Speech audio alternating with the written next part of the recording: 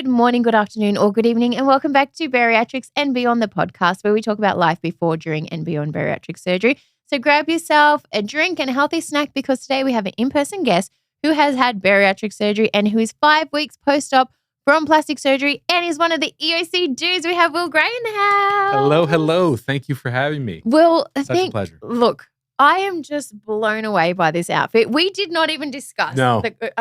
It's great minds. Right, but it's kind of a given that I'd probably be in pink. But I love this. Thank you. I just wanted to match your energy. I love it. I love it. You're like, bringing it. You're bringing it. Pink is an underrated color, and everybody needs to embrace it. I prefer neon. So yes. I like that it's kind of like Miami Vice vibes. Yeah. But soft pink, I got a couple pair of shoes, soft baby pink. It's versatile. It really Pink is. and black. Come on. Yeah, I've never met a shade of pink I didn't like, but I will say that this is my favorite shade. Absolutely. Yeah. Have you seen my car? Oh, yeah. Oh, okay. I'm like, it's outside. It's the same color. Yeah. We should When get you a pulled photo. up, I was like, all right. We'll get a photo. Absolutely. Yeah. Okay, Absolutely. We have to. Okay, cool. All right, so let's get into it. Introduce yourself. Tell us, who you are, where you're from, and tell me your story. Absolutely. Will Gray. I am 42. I've been in Vegas for about the past 10 years, but I'm originally from Central Coast, so Santa Barbara County. Oh, cool. Was a big kid my whole life. How big we talking? At my biggest, I was probably 385. Damn. Yeah. So I'm 6'1", but I can't remember a time that I wasn't overweight. Now, it wasn't like in high school. I think my biggest was maybe like 250. Mm-hmm. But then after high school, I got married young. I got married at 19 with kids. You're saying it's your anniversary coming. Yeah, my anniversary this Saturday. Shout out to my beautiful wife. Hey, beautiful wife. 22 Stephanie. years. 22 years married. Wow. 23 together. Congrats. We have a beautiful family. So it's just life happens. Yeah. You work full time, young kids, not paying attention to anything. Yeah. I was never like Johnny Atlas. I wasn't the guy at the gym, had to be ripped all the time. Mm-hmm. And then it's just easy when you're not paying attention to it to watch the weight just like boop, boop, boop, boop, boop. That's exactly it. And like you said, it's easy. And I think the cause for a lot of obesity is convenience food. Absolutely. Things is just so much easier just to grab on the go. Like we all live a busy lifestyle. Life happens, and the one thing that a lot of us just don't take time for is nutrition and the food side of life. For sure. Yeah. And I've been in. So my job, I work in construction, specifically in tile and stone. So I'm behind the desk now. I do all pre-construction. So if you're in Las Vegas, shout out for our Marble. But when I was coming up, working in the field, you're on job sites. Yeah. You're traveling to job sites. Mm-hmm. Yes, you can pack your lunch, but my lunch, if I packed it, was gone by breakfast. Right. So I then used to do that by too. lunchtime, it's like, what do we got? Yeah, McDonald's. Exactly. Yeah. And don't have a lot of money. And you just said, Yep. it's easier to go get 2 burgers than a salad. Especially when they had that dollar menu thing. Bro, yeah. Bring back supersized fries, please. Fries have always been like a vice, and McDonald's fries, they know what they're doing. You can't beat them. You can't reheat them, but you can't. You have to have them fresh. Exactly. Lots of even salt, 20 minutes later, like, That's why anytime I go, if my daughter's like, oh, can I get some chicken nuggets? I'm like, yeah, sure. I get hers, then I have to get a car fry for me because she will not share. And yeah, right. I want some too. Right. But it just got to that point. Yeah. So in 2020, right before the world shut down, I remember I stepped on the scale and it was like 380, 385. And I'm like, what the fuck? So my kids range now, they're 27, 21. Zoe will be 14 next month. Right. But at the time, Zoe was still young and I wanted to go do stuff with my kids. Because even years before, we'd go to a water park. We can go in the lazy river all day long. Yeah. You know what I mean? Just gotta lay there. You go to Six Flags. Yeah. I can't go on anything. Yep. Now, Disneyland, I'm a huge Disney nerd. My wife and I go often. That's a fat man's park. Because they want everybody to come spend their money. They're not going to discriminate your size. Universal and Six Flags, they're going to let you know. Yeah. So that was, I'll never forget, my wife and I went one time, this was probably 15 years ago. And having 2 attendants try and push and then everyone watching, I was like, nope. And she was just like, oh, no, it's okay. And I'm like, you're just being really sweet. And I thank you. And it killed me inside. I couldn't be mad at anybody else. Yeah. They're doing their job. They're looking out for me. But it was all that stuff compiled. And I remember I had gone. Were you in any physical pain? No. Okay. So I had sleep apnea. Okay. So I needed to wear my fighter mask. Mm-hmm. Pain, I would notice sometimes like my hips would hurt, my back would hurt. But with my job, I'm not desk bound, but I'm at a desk all day long. Right. So I just figured from being sedentary. Yeah. Yeah. You know? I would notice sometimes I'd come up to go to bed because everything's upstairs and I'd have to like catch my breath. And that Stairs will get you. You know what I mean? Yeah, it's a true test. I'd feel that like, oh, my chest is a little tight. Yeah. What are we doing? Oh, take a deep breath. Yep. And I never chalked it up to, could there be something underlying? So when I went to the doctor, they did everything and I was healthy. And he even says, oh, you're just morbidly obese. Yep. And he told me, he's like, you know, with your family history of heart disease, diabetes, high cholesterol, if you cross this line, it's going to be bad. Yeah. Like, it's not going to be anything gradual. Like, oh, let's get you on insulin. Let's get you on medicine. Let's do all this shit. And I'm like, I'm not even 40. I don't want to be ingesting medicine for the rest of my life. Yeah. And I was one of those people who saw weight loss surgery prior as the easy thing to do. Yeah. I went to a seminar here in Vegas and got my appointment. And right then, I went to the seminar like at the end of February. And then I got my first nutritional appointment literally the week the world shut down. Oh. And so I'm like, what do we do? Like, we can do everything on Zoom. So I still had to do the 6 months of all these prior appointments and everything. Right, because you didn't have weight loss surgery with EOC. No, I did not. So I had weight loss surgery in the States, which plays a big role into why I went to EOC for plastic. Oh, okay, cool. So to start with, I had my weight loss surgery in August of 2020. Okay. I did the gastric sleeve. Yep. I remember, like I said, when I went to the first seminar, it was like 385. And when I went to the surgeon, he's like, I want you to lose weight before, but I'm not going to tell you how much. Okay. I was like, okay. Because I had talked to other patients who were like, oh, my doctor wants me to lose XYZ before. He just told me, he's like, the more you lose, the better. So we can have the liver as small as it can be. He's like, because if it's too big, I either A, can't operate, or I have to literally open you. Yeah, no. He's like, so let's do it laparoscopically. That gave me like, boom. All right, so I think. Laser focus. Do they give you a pre-op diet to follow? They did. Okay. And so like, I mean, I didn't not follow it, but like, so my surgery was in August. I didn't start taking it seriously till like mid-June. Okay. You know what I mean? Yeah. And then I think 2 to 3 weeks before surgery, I followed that to a T. Like liquid only, protein shakes. I'd have like a turkey roll up. So I lost, I think my day of surgery, I was probably 315, 320. Wow. Yeah. And he even told me, he's like, dude, your liver was textbook. Beautiful. Perfect. Nice. Cool. Yeah. Because when people think of that about the pre-op diet, they're like, I think a lot of people are like, oh, you know, it's just to test your willpower, but it's literally just so you can have safe surgery. Absolutely. You know what I mean? So once like I understood that, I was like, oh, okay, well, I have to stick to it because like I'm not putting myself at risk, you know? Yeah. And that was my biggest thing too, because I'd had a few surgeries in the past. Like I had a hernia repair. I had sinus surgery when I was a teenager. So surgery didn't bother me. But this, when he's like, I might have to open you like, no, and move your liver. Yeah. Like, no, we're not gonna do that. Yeah, exactly. You know, and now it takes recovery time from you're out the next day to who knows. And, you know, it's in your hands at that point, you know? So it's like, I think that's the first biggest step of this journey as well, because at that point, it's really up to you. It gives you the accountability from the start. It does. And the one thing I'm very grateful for is the nutritionist who was working with me before. In our first session, she's like, we need to clear this. And I tell all the patients, this is a physical surgery to address a physical issue. Yeah.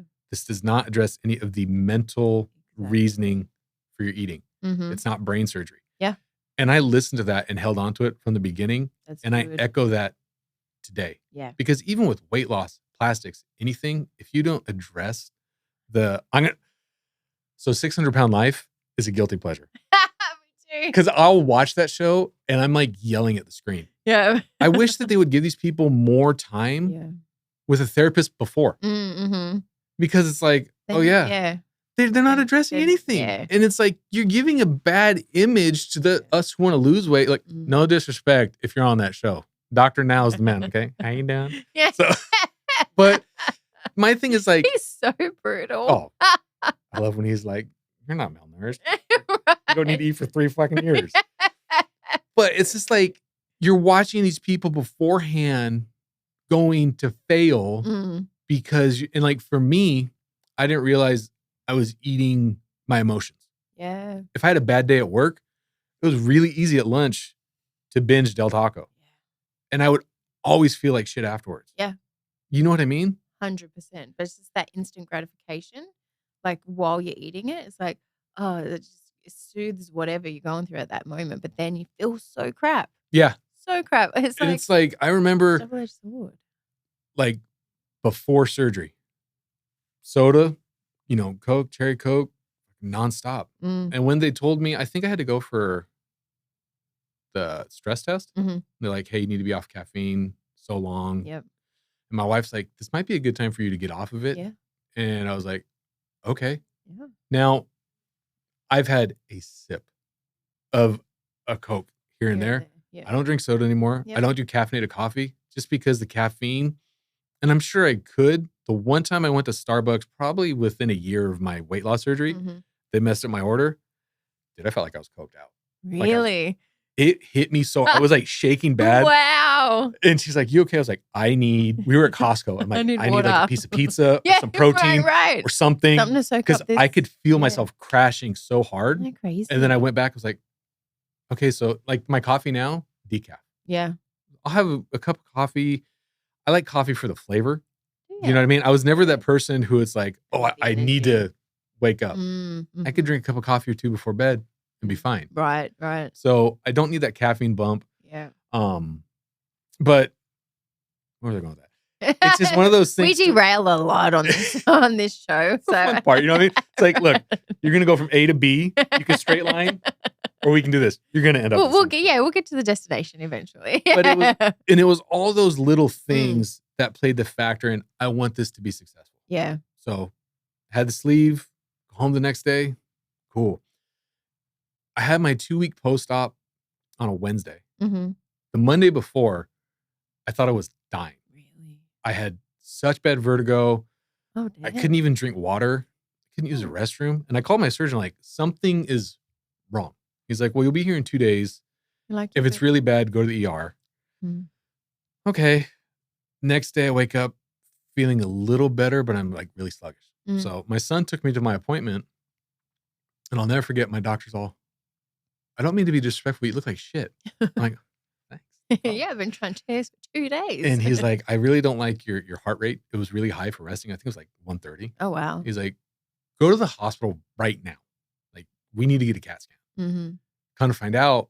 So when they do the sleeve, they cut it, and then it comes behind with the staples. There was a minuscule leak in between 2 staples that, even though he did the flood test, he did everything by the book. He did all the leak tests. Couldn't find it. Like, they didn't even find it. So I got admitted immediately. The ER doctor was a nice guy. He was like, you're going to die. I'm like, what? He's like, no, like, you're septic. You were? Yeah. He's like, my stomach was one giant abscess. No. So get admitted. When you're bigger, you can't even tell. No. Yeah. And my thing was, I was eating like, I came home and did like the yogurt with the protein powder and all that. I'm like, I'm keeping it down. Yeah. And so my nutritionist like, try soft eggs, try other stuff. And I remember that Sunday, I was like, dude, I'm eating everything, no problem. She's like, oh, well, you can try meat. I'm 2 weeks out. Oh. So I had like a little piece of a hamburger. Wow. And so I thought like, oh, I killed myself. I'm eating too early. Yeah. But then find out the leak. So it didn't matter what I was eating. So you were septic. And the fun part was, this is during COVID. Oh. So it's not like you can have visitors or anything. So I get admitted. I was at the hospital for a week. They finally found the leak. They were able to clip it, but they wanted to make sure the clip held. Yeah. So I'm in a hospital by myself. I can't eat. They wouldn't even let me have water. They put in a PICC line to feed me. Wow. And this whole time I'm bedridden. I can't walk. So my legs start to atrophy. And then they're like, oh, you can go home. And I was like, I can't even go to the bathroom. Wow. How do you expect me to go home? Yeah. Like, okay.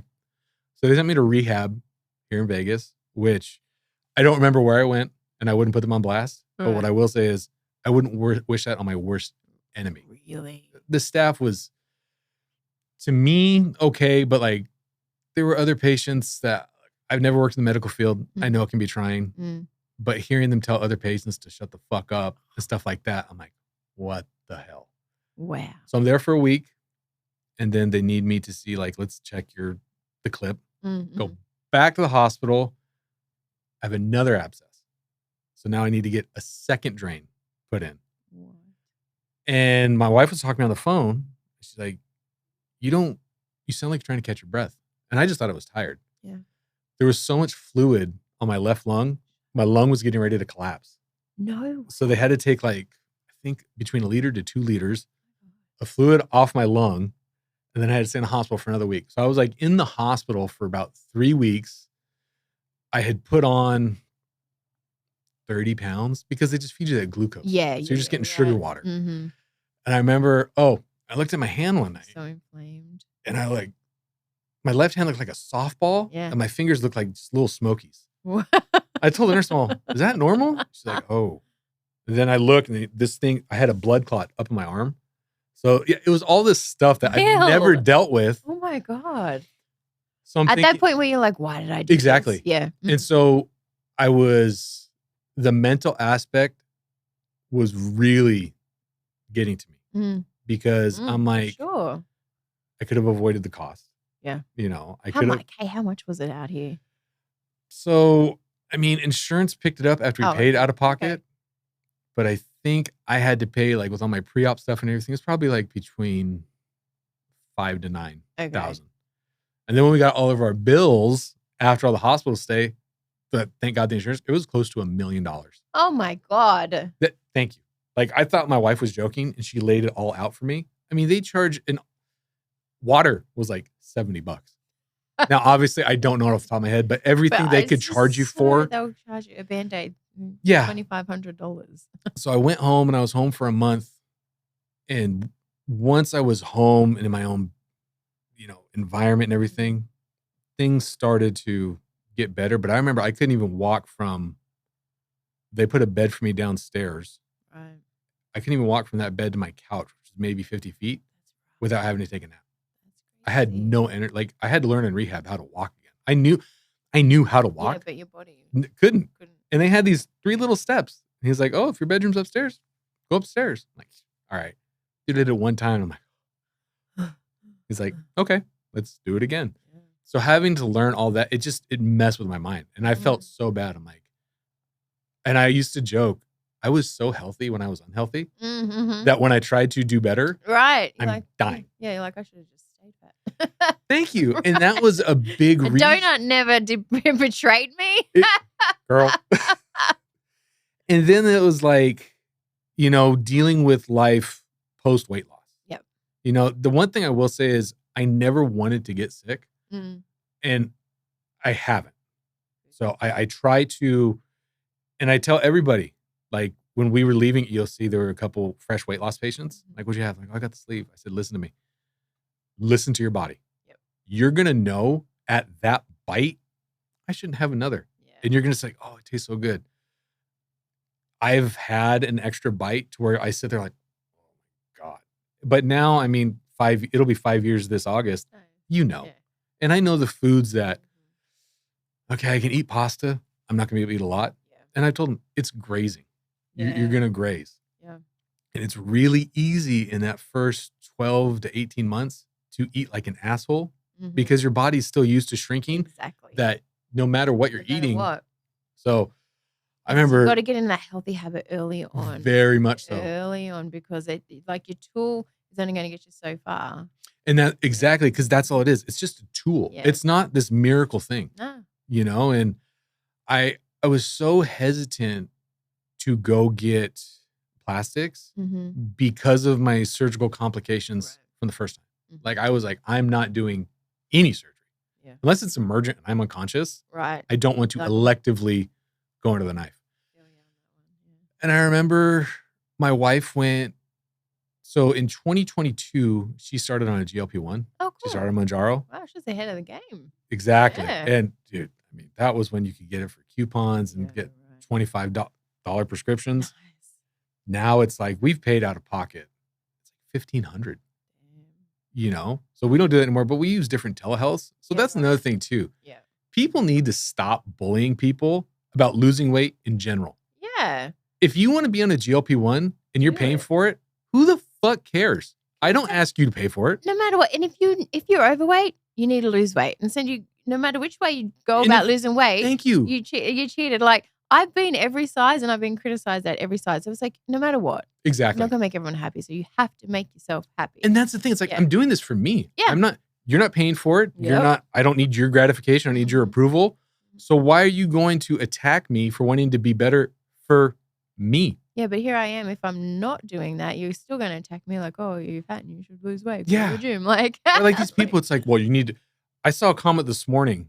Oh, you're doing it the right way. Who said it's the right way? Exactly. If you want to spend hours in every day a week in a gym, God bless. That's not my thing. Right. And can I tell you, I did that too. Like, people would go like, oh, well, you could just went to the gym. I'm like, what makes you think I'm also not going to the gym? Thank you. Like, I'm eating healthy. I'm going to the gym. And I had weight loss surgery. Like, why can't I do it all? Like, it's not just one or the other. No, and I've learned, because I've tried to do the gym thing and everything. To me, it's all about the fuel. Yeah. If you're eating good, you don't need to do any work. Working out will help you. And to me, yes, it's nice to see a physique and all that stuff. That's great. I feel like that's more of a dopamine rush. Yeah. You know what I mean? Absolutely. You're going to get a fix. Yep. But to sustain that is such a commitment. So hard. Financially, your time, your mental, emotional. I have a family. Yeah. And I have a full-time job. I'm not going to go work 8 to 10 hours a day to go work out for 2 to 3 hours to not see my family. Yeah. Sorry, not sorry. Yeah, no, it's a lot of dedication. After I lost my weight, and I had my mummy makeover in between that round and this round, I was like, I was just a kind of like, it's the dopamine thing. I was like, what else am I capable of? What can I push my body to do? So like, I hired a trainer and I was in the gym like 3 hours a day. I was twice a day.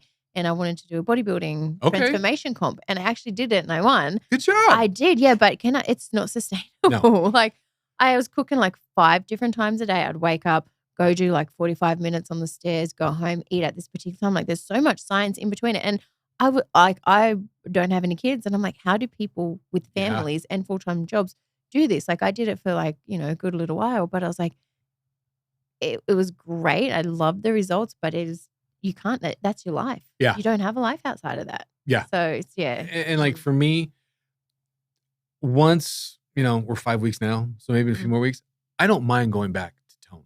Yeah.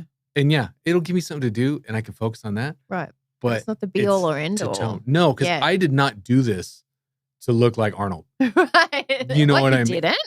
Not yet. There's still time.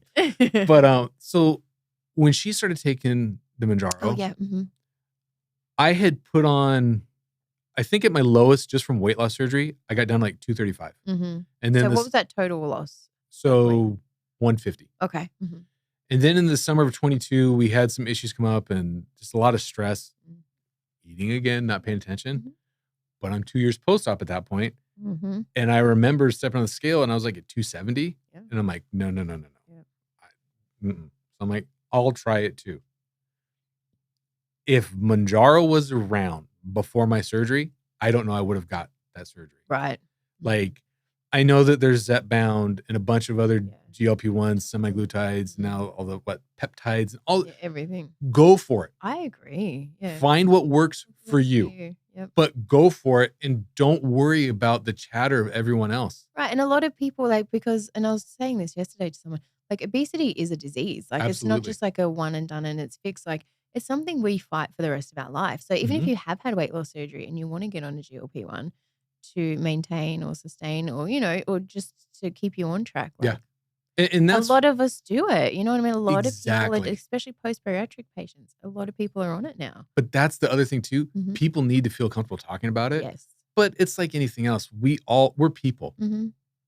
We're going to hear what other people say and it's going to take residence. Yeah. Put that shit out. Yeah. Ignore the noise. You know what I mean? Because it is feasible, attainable. And like now we're in maintenance doses. Yeah. So where we take them every 2 weeks, but I've been off it for 2 months now. Because you had to get off your surgery, right? Yeah. And it's funny because like I asked Dr. Nico, I'm like, when can I go back on it? He's like, He's like, I don't want you losing weight. I was like, it's for maintenance. Yeah. You know, I'm not trying to it's to be quiet skinny. The food noise. And that's what it did for me. Yeah. So when I had my sleeve, they're like, oh, we cut the part of the stomach out that takes the hunger pain. Okay, you might cut it out, but it doesn't mean it's, that voice is still not there. The voice was louder, but the actual hunger pain, I felt more and stronger post weight loss surgery than ever before. It's even crazy. when I know I'm not hungry, I'm like, what are you doing? Yeah, it's like it's a head hunger. But, it's a weird. It's like, yeah. But yeah, the GLP-1 definitely silences that eat. Yeah. And that's what I needed it to do. Good. You know? So I'm a huge supporter of if it works for you, do it. But you're not going to find out unless you're willing to try.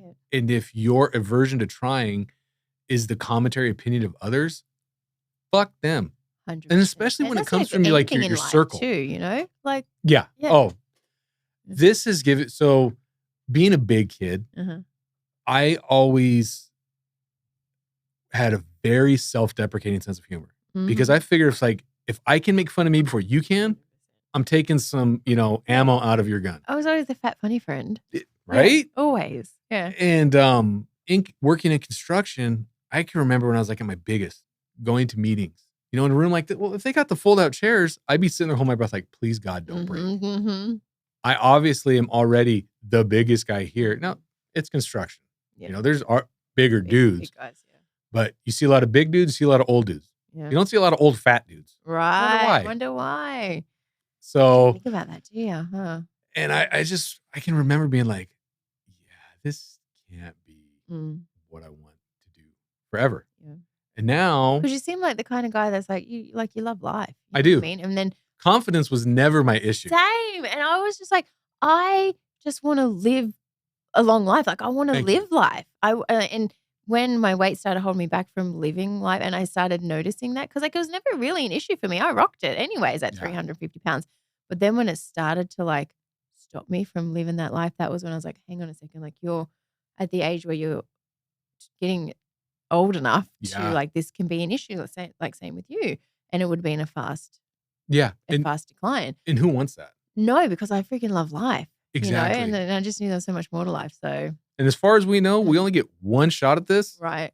I want to make the most of it. Yeah. I want to make the memories, and that was one thing that when I was in the hospital from the complications, I remember talking to one of my buddies, and then I was talking to my wife, and I'm like, when I get healthy, we're going to do the things. Yes. I do not want on my final days here to be like, we paid all the bills. Yeah. We did this and that, but we made no memories. We're going to take the trips. We're going to go to the shows. Yeah. You can make money back. Money comes and goes. The world is built on debt. Like literally, come on, let's be part of it. Exactly. Do I want to make sure that was on time? But right. Look, do I want to go? All my shit's on time. Right. But exactly. I'm going to, oh no, my buddies tell me how bougie. So shout out Steve, Mondo, Luis. They were like, you got to give us a shout out. Oh, there we go. There you go. Nice. Now fuck off. They would always call me No Fun Will. Oh. Because they're like, everything's no.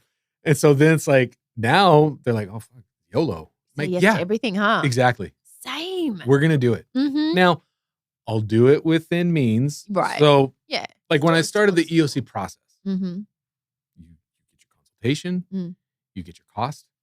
Cool. I get down there. Dr. Nico's marking me up. Wait, how did you find EOC? Okay, yeah.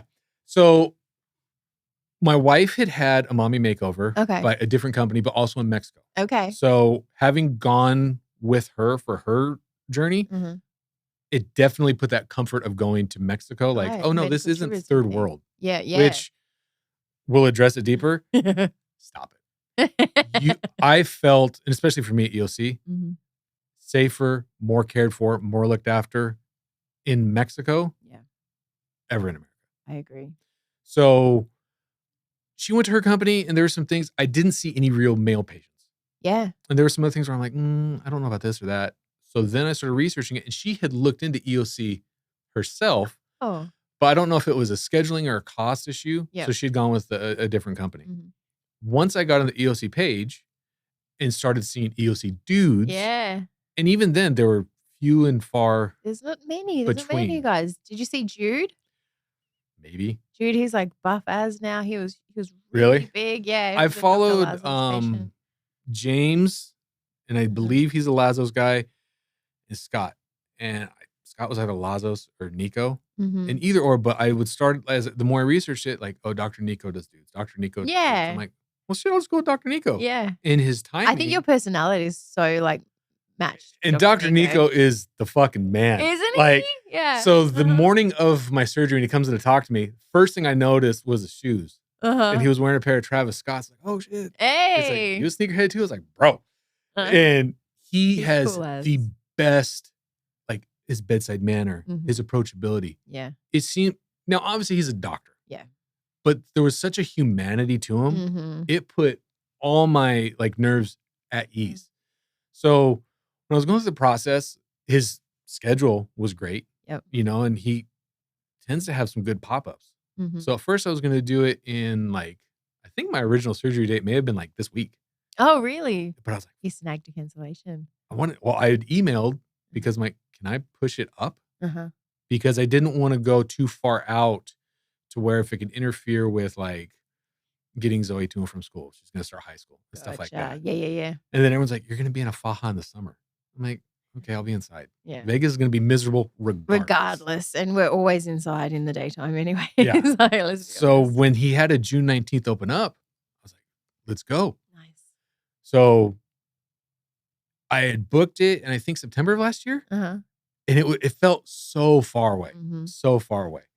And then he had a cancellation. I want to say it was like late February. But I already had plans. And I'm like, this is really going to push recovery. Like, by the time my plans came, I'm like, it's going to be too close. Yep. And I don't want to. Like, I can wait till the summertime because it still helped with not having to worry about getting Zoe to and from school. Right. All that stuff. And we go down. It's like the week before, I remember being like, shit, I'm really going to go do this. What did you do? What procedures did you have? So I had a 360 circular tummy tuck. I had the, I got a BBL, which I was so hesitant for. Guys, he's sitting on his boppy too. When you came in with like your boppy in hand, I was so proud. I'm like, look at you following the rules.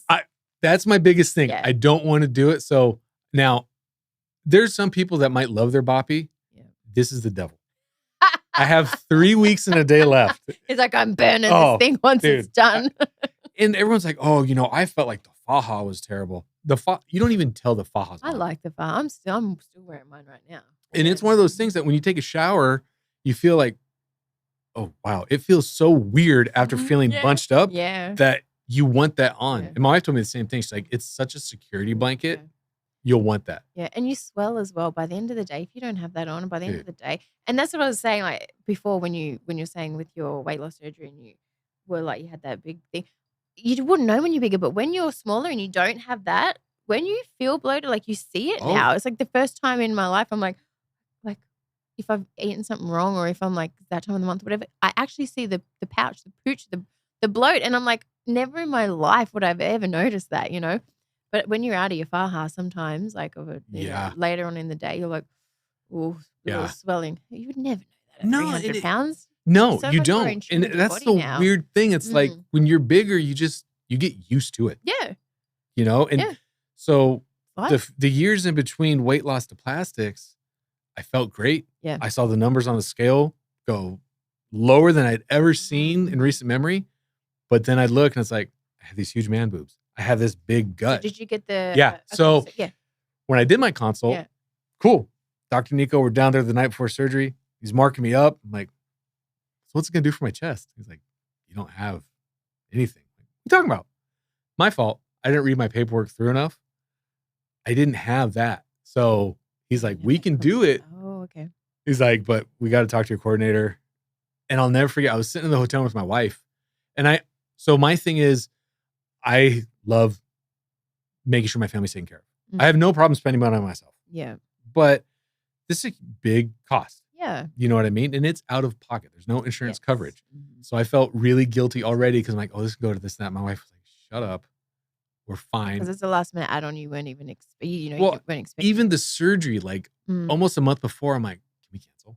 She's like, no. Buyer's remorse. Yeah. And I always felt like this money imagine how can many be. sneakers I could buy with this.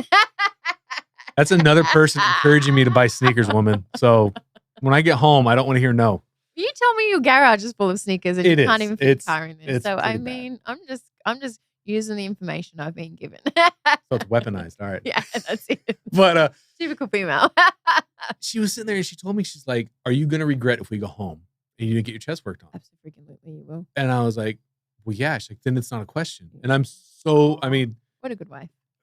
She's my rock. Yeah. You know what I mean? Like, I'd be nothing without her. Mm. So I'm so grateful that she was down there, kind of like just slap me back into reality, metaphorically. And I was like, all right, because I was already marked up. I'd asked Dr. Nico, I was like, do me a favor, just mark me up. And obviously your coordinator will let you know, oh, he's good. Mm-hmm. And we did it. And I'm so glad, because my two biggest, like the gut, I knew I had a big gut and it bothered me. But my biggest issues that I was extremely insecure about were like my love handles and my chest. Yep. Because you can wear whatever shirt, whatever, and people can tell you like, oh, you look good. Thank you. But you look in the mirror, or I look in my reflection, I see my apron. I see tit sweat. I'm like, what the hell? Yeah. So it wasn't even until last week where I was getting ready. And I just looked at myself from the side. I'm like, it's flat. Exactly. Yeah. And the little like pooch you said, it's there. I know I'm still swollen. I'm 5 weeks out. Oh, yeah. And shout out to Rachel, Renew Beauty Bar. She's the best. She was here last week, and actually her episode's dropping right now on social media. So shout out. She's fantastic. She's amazing. I love her. Yeah. And like, how did you find her? So when Steph came, that's my wife's name, Steph. When she came back, she got some lymphatic massages. And she was just researching different people. Yeah. And I think, I want to say in the EOC page, it may have been even one of your posts, how we got recommended. And she's like, let's try it out. Yeah. So I remember I walked in. Pricing is really good too compared to other places here in town. Amazing. Yeah. And I feel that it's more than fair. The treatments are, it's like my first one, I remember I walked in, I was hunched. Yeah. Because I came back. I think I had an appointment the same day. Oh, really? Yeah, and she was like, "Oh, I just had an EOC patient. Okay. A guy, Will." And I was like, "Oh, he just got back like yesterday." Literally, that's what I'm saying. So I got back on Thursday. Facebook post. And she had, Rachel had told us, because my wife had started the consult before. She's like, as soon as you can get in, it's only going to help the process. Because that's one thing I love about EOC is their lymphatic massages are true lymphatic massages. Yeah. Like, I feel like when my wife had hers done, the massage was like a rub down. Exactly. Now, Maripaz, she's fantastic. The GOAT. Yeah. Clone her. Yeah. She's I feel like Rachel's pretty close to Maripaz too. She's pretty strong. A little bit better. But I also think Maripaz is doing what's adequate when you're fresh out of surgery. Yeah. But she was stern, but in a nice way. Yeah. Like she's like, roll on your side. I'm like, scooch. Yeah. She's like, okay, William, now do this. I'm like, okay. Yeah. But no, she was an angel. Rachel, she's been, she's like, okay, my first appointment. She's like, no salt, no dairy. I'm like, you're the devil. Yeah. She's like, you'll thank me later. Yeah. And so I went last night, and it was my first one out with both drains gone. Nice. And she pushed around on my stomach, and I could hear stuff like, what is that? Because in my head, I'm worst case scenario. I'm like, she's gonna squeeze. My drain site's fresh. I'm gonna pop. She's like, will you knock it off? She's like, you're fine. And so then I freaked her out big time with mine. It's a whole nother story, but I had a pretty big complication. Really? Yeah. See, and that was the thing that scared me. And like, even now, like, I'm taking it easy. This is my first outing other than going to see Rachel. Yeah. Getting massage. Because I take that back. I think we've gone to dinner once. But even then, it was like, okay, we're going to go to dinner and then go home. Yeah. I don't want to push myself because that's the one common thing I saw in EOC.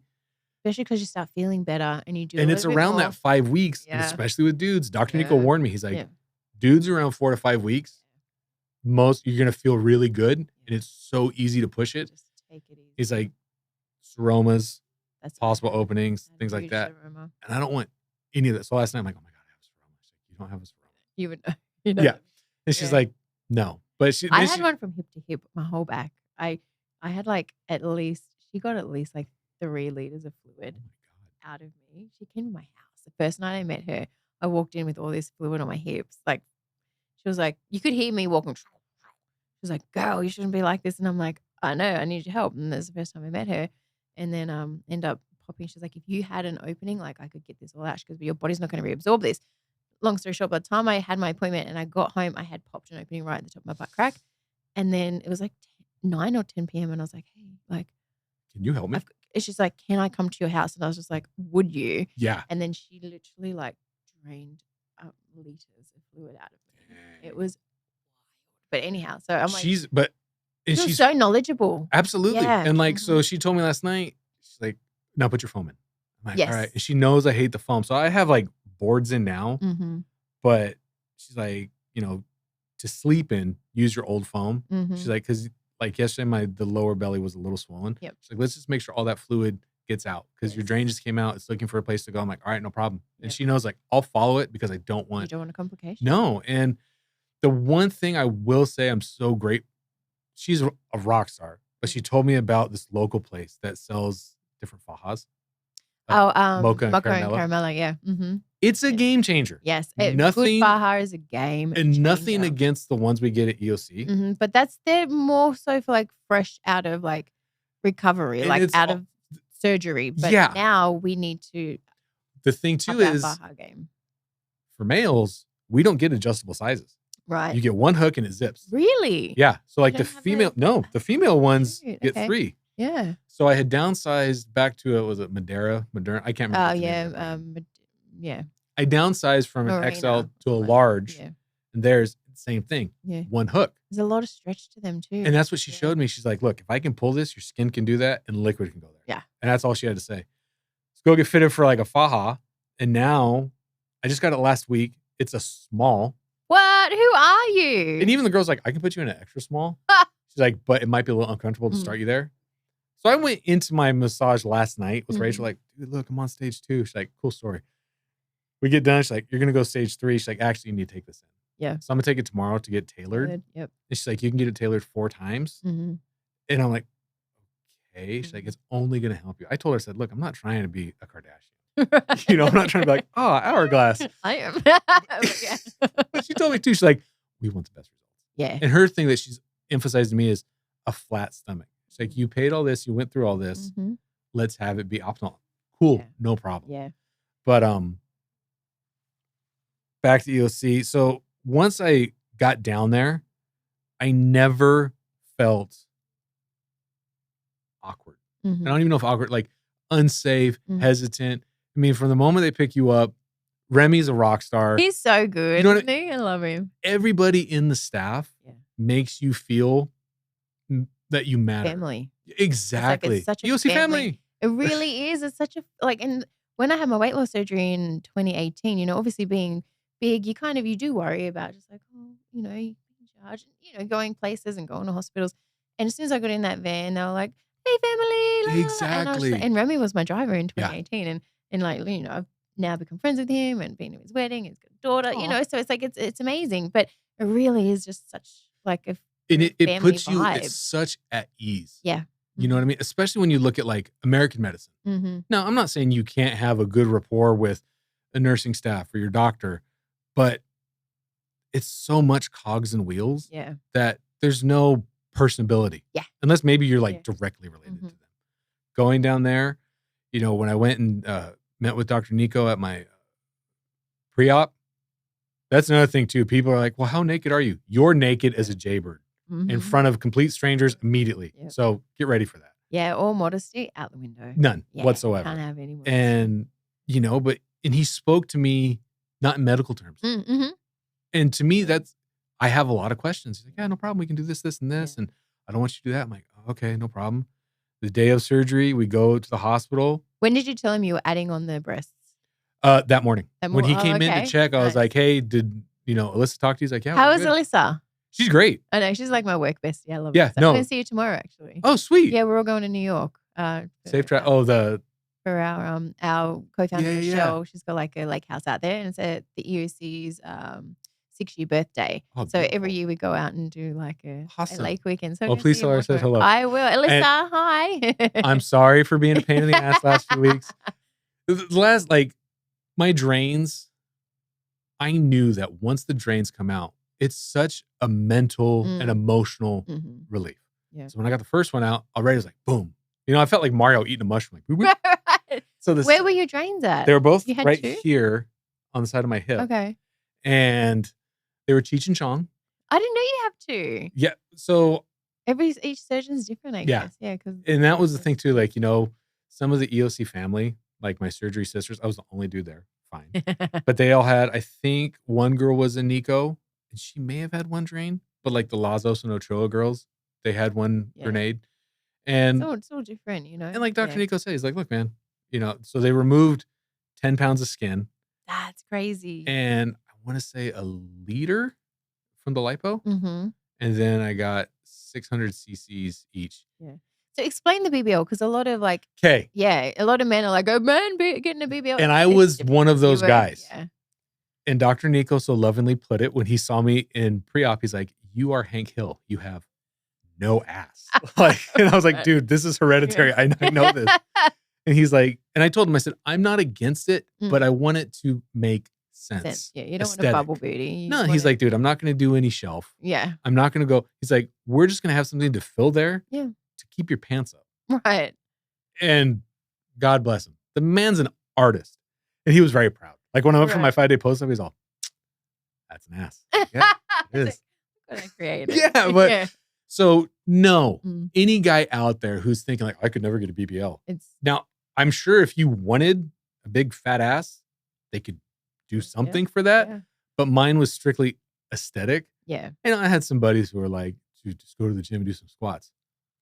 Cool. And maybe don't have to worry about that. If I'm down here, you don't do years worth of like millions of years worth of squats. But yeah, when I tell like when men are like, I don't want a BBL, I'm like, listen, I just think they need to change the word for it. I feel like it needs to be like just like a fat. That's what Dr. Nico says. All fat transfer. He's all. We'll call that for guys. It's a fat transfer. It really is, because you know you got dips and it's just filling in gaps to kind exactly. It's just like painting a freaking masterpiece, right? But they're not having a frame for it. You know what I mean? So it's just like that BBL is just. And it's so weird when I look at like the night before pre-op to just see my body composition as a whole. Yeah. To where I am now, I'm like, I wouldn't change a thing. What's your favorite part of it?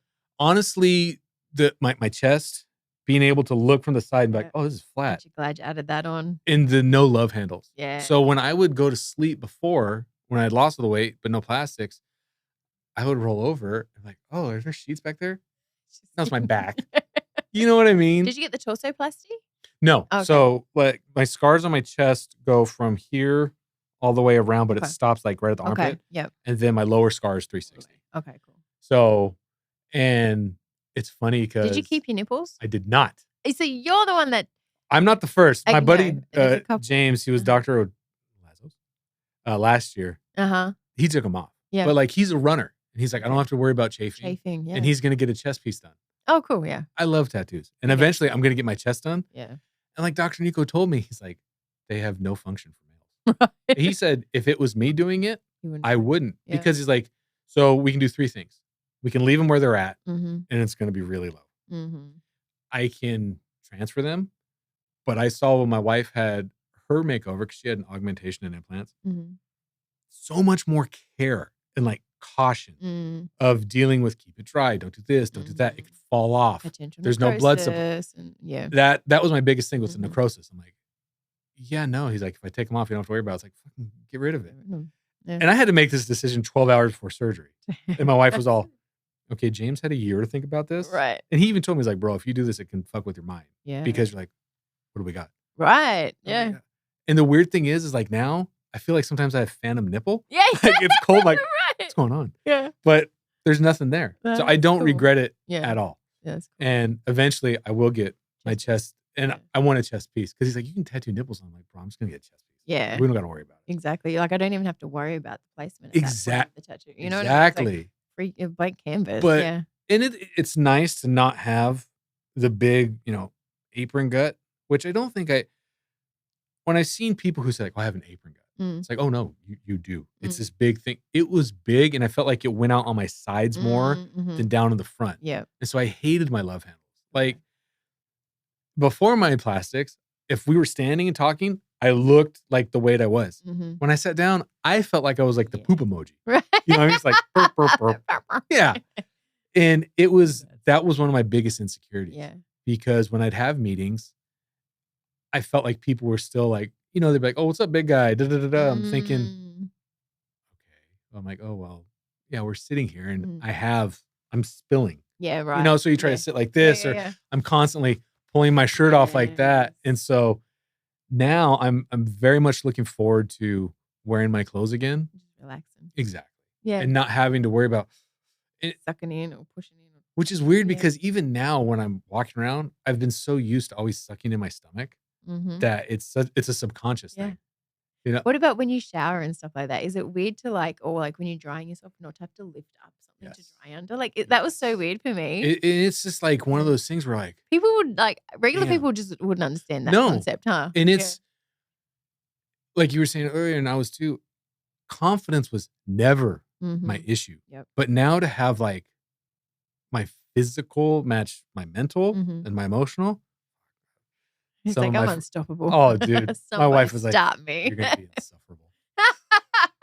And it's just, it's the but best, though. it feels good to feel good. Do you feel like you're like the person you always meant to be now? I feel so. Yeah. Because it's like, you know, when you're bigger, like you're saying, you have to do so much stuff to overcompensate for your own thing. Yeah. And other people might be like, you're fine the way you are. Yeah. And they could be genuine. Yeah. They could be sincere. We don't know. Yeah. But in our head, we don't love and accept ourselves. And so even before I got my plastic surgery, I was doing therapy to address other things, but get ready for this. Nice. And I'm so glad I did. That's so good. Because people don't really understand this whole process, weight loss surgery and plastics. Way more mental. The physical stuff is nothing. Yeah. Happens on its own. You know, exactly. The pain, really I was never in pain. Thank you. It's not painful. It was uncomfortable. Uncomfortable. It's like, swollen and discomfort, but it's not painful. You're sore. Wild. You're walking hunched. But then, I mean, I see some of these girls down there like, I need a patch and I need a pump. Give it a shot, bro. You know what? The most I took was Tylenol. Same. Yeah. Now, so back to our EOC family. The nursing staff there, Ricardo is the man. Angel. That's my dog. Yeah, I love him. And Guillermo's cool too, but Ricardo, when he come around at night, they already knew. I have my $10, give me my sleepy drop. Klonopin is the greatest thing you can take down there because you're not in pain, but trying to get comfortable to sleep in that bed. Yeah. So I remember, I think it's my $10, give me my sleepy. Bro. I mean, they would come out because we were on floor 11. Yeah. So we'd go out to the lobby. We would hang around at nighttime just so we could stay awake. Yeah. You're not going to bed at 7. Yeah. So he'd come by and we'd have our glasses. Like, here's your money. He's like, boop, boop, boop, boop, boop. And you just go to bed. And it was getting the sleep is so important because it is going to help you heal. Yeah. And when they tell you take naps, take naps. Yeah, like, absolutely. The first. I was exhausted every time I'd shower. Oh, my God. I'd shower, the best part. Yeah. Because Marty Paz would come in. She'd do my massage. She'd tell me, you're going to rest for a half hour. Yeah. So we would call when Marty Paz got there. Yeah. Like, hey, I'm getting my massage. Can you come in an hour? Yep. Okay. Take the shower. And then I'd take a nap. Yeah. You know, and then Steph would either go get food or she'd go out with some of the other surgery partners. They go at the companions, which there's so much good food around the Grand. Yeah. If you get the room service is fine. Yeah. If you're going to the Grand, go to Suprema Pizzeria, literally across the street to the right by the subway.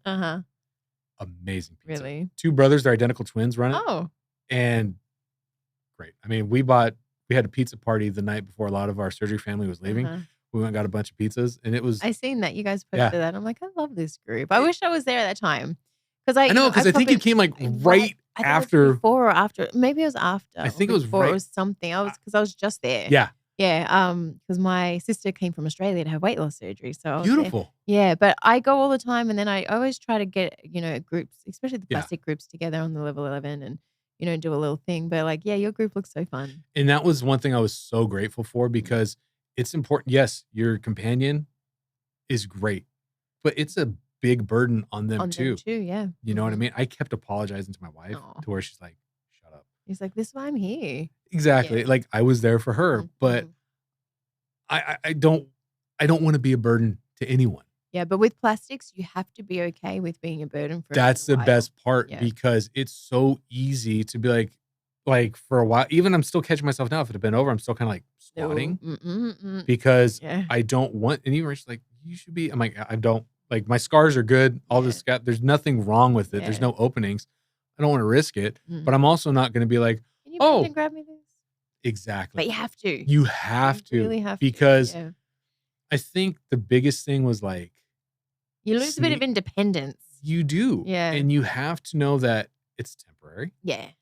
Don't beat yourself up. It's for the greater good. And what's worse? Asking someone for help or doing something that can damage and delay your healing process. Exactly. And then you're going to have to ask him for help anyway. Yeah. Like sneezing, coughing. Yeah. Like even now when I sneeze, it hurts for a second. Yeah. It's not that bad. Yeah. Laughing. So I had the muscle repair too. They repaired like 4 inches. That's cool. So, and that's one thing that people don't realize. I know with women, if you've had children, go get your muscle repair. But if you've been extremely overweight, your abs separate. Yep. And Dr. Nico's like, yeah, we're going to do that too. I was like, all right, cool, no problem. And then, when you get out of surgery, the day of you get out of surgery, you're still drugged. Yeah. So you're like, I feel great. You don't feel anything. So I think like maybe a day or two after we got back to the Grand, then the soreness and the tightness, you're like, oh. Yeah, I think day 3 is like the worst day, but it's still very bearable. But even like, I remember it was all mental because I felt like I was an inmate, I could only walk those halls so many fucking times, which note to whoever's going there, remember you have other people on the floor. There was some dumbass who would slam the door. Heavy doors, man. And it's just like, can you be respectful to the rest of us? And those walls are pretty thin as well. Yeah. So that was my only complaint where it was like, so we were out there like in the lobby, in the door slam, like, and they'd come by and like, do you want pizza? Like, we'll be your friend. Like, I'll bribe you. Right. But even then, like the whole time you're there, I can't emphasize enough, get it out of your head that I'm going to Mexico for surgery. Yeah. Okay. I had weight loss surgery in the States. And look what happened. It almost killed me. Yeah. I went and had plastic surgery, and as of right now, almost 5 weeks post-op, no issue. Yeah. To the point where when we went home that Thursday, I felt fine. Now, Steph got me a wheelchair so I didn't have to walk around. But even at TSA, when I had to get up to like go through the metal detector, I didn't feel like, oh my God. Yeah. Yes, I had to take it easy. Yeah. I was a week out. Yeah. But I didn't feel like, oh my God, I can't do this. How am I going to go home? And shout out to the people who go without companions. I don't know how they do it. Thank you. And I don't know how you go do it without a companion. Yeah. And I don't know how you come home without and live without one. I don't either. Like these women that are like dressing themselves in the faja because you got to put the compressor on and then like, how are they doing this? Like I just started with, once I got my drain out, like I told my wife, I'm like, I got to put my faja on. Yeah. She'll help me with the boards. And I told her, I'm like, you can't come to work with me. Because I asked Rachel, I said, well, how long for the boards? She's like, a month. She's like, your faja at least 4. Okay, that's fine. It's a bodysuit. Yeah, exactly. The boards are an inconvenience, but it's not the end of the world. And I think that's another thing people should, if you're looking into getting this done, it's very doable. You're just going to have to be willing to, like you said, ask for help. Yep. Even if it's asking yourself for help. Yeah. Don't get so comfortable because, this is starting to feel good. I can go back to the old ways. That's when issues can happen. I think you got to be prepared for the post-op. You have. Yeah, because there's a lot that goes like the plastic surgery, the recovery is all about how you take care of the post-op. And it's costly. Post-op. Thank you. Costly. That's what I was just going to say too. If you're planning, so all in my surgery and like with the companion and everything, once we added the chest on, I think it was about $17,000. But if you're going to put that money aside, wherever you live, look into lymphatic massage therapists beforehand. Because I know there's some who won't see you if your drain's still in. Exactly. You know what I mean? Which is crazy because Monty Paws was milking my drains. Yes. Rachel showed us how to milk our drains. Like, do this, that. And thank God she did because I didn't know. Your drains get clogged. Yeah. You're losing the fluid, but you're also getting like the fatty tissues and stuff like that. That if you don't milk them, you could think like, my drain's done. Exactly. But really, you're clogged. Yeah. Yeah. And this is my wife keeps saying, she's like, I wish I knew this when I had mine. Yes. Because when she came back, no one would see her with her drain. Yeah. So she didn't get a massage for almost a month. Wow. And now she's going to Rachel now to take care of adhesions. Nice. And, is getting work done. And nice. Yeah, no, I think just getting like a lymphatic massage or a massage, you need someone who specializes in post-op exactly. care. Because, they deal with the drains, the stitches, the fajas. Oh, yeah. Like they're going to take all of that. Exactly. And Rachel's been so educational to where she's like, okay, da, da, da, da. Like she took my stitches out of my belly button because I was nervous. Yeah. She's like, I got you. Yeah. But my wife took my drains out. Nice. So I took my wife's out. Oh, cool. And it was a different drain. So I love that EOC has little grenade drains. Mm-hmm. I want to say my wife had like an accordion drain. Oh, yeah. You know what I mean? Yes. So, but when hers was clogged, we didn't know it was clogged. Yeah. I went to Tractor Supply and got like these animal syringes because we were trying to get suction on it. And there was such we couldn't. And her drainage never changed color. Oh. It was always kind of like darkish red, brown. Yeah. When we took the drain out, she was in heaven. That was fucking CSI. Yeah. Like, oh my God, look at this. And I'm like, oh. At least with mine, it went to where I could see, the first week, it's all red. Yep. And then it started to darken and then lighten to where like the last week was yellow. Nice. You might get the occasional orange. Yeah. But it was never, oh my God, this is fresh. Yeah. Well, that's good. Yeah. And that's where I apologize, Alyssa. I was bugging her the last 2 weeks. Like, Uh-oh. can I remove my drain? Can I remove my drain? Yeah. Can I remove my drain? And she's like, and that's what they're there for. You know what I mean? So they can talk to Dr. Nico and so on and so forth. And but they have never. The thing I love is they don't make you feel like you're a problem. Yeah, because you're not. I see some of these people in this EOC group where I might beg to politely disagree with you. Where I'm reading their posts, I'm like, did you do any fucking research? Like, and that's the big thing. A lot of people don't read. No. Because you are given all the instructions. And a lot of people just don't read them. I would also think that if you're going to take the time and the money, Yeah. you might want to think this through and not just show up to Mexico like, I got a new body. What do you mean? Like, who do I make the checkout to? That part. So Every day. It was, even now I read some of my. I'm at the bank. Yeah. So it's just EOC or is it like CSEA? I don't know. But it's crazy how that stigma is there. Yeah. Like I remember when I told some of my family, like, I'm going to go do this. And my wife got the same thing. Like, do you feel safe? Like, yeah, we're not the couple who are just going to go do something blindly. Right. Yeah. You know what I mean? Yeah, you do your research. You need to. And so I remember I showed, it was either my mom or someone, I'm like, this is my doctor. He speaks better English than me. Right. Yeah.